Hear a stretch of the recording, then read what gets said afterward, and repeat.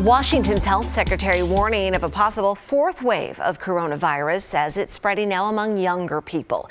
And it comes while Oregon saw its highest daily case count since the beginning of February.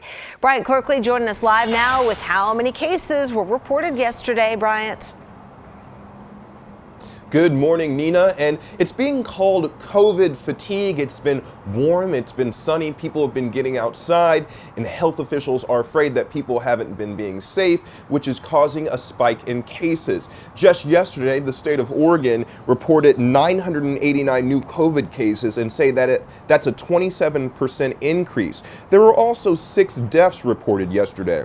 In Washington, health officials say there's been an increase in cases in people between the ages of 10 and 59, and a 32% increase involving new virus variants, especially the P1 variant originally found in Brazil.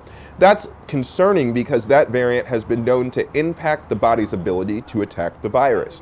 Experts say it means we need to keep up the COVID protocols like distancing and visiting with others outside. We are close to turning the corner in the state of Washington, but we are seeing the beginning of a fourth wave.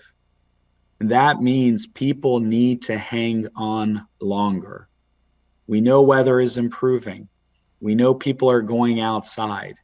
We know that vaccines are making a difference. Our data are showing that. But we need people to hang on.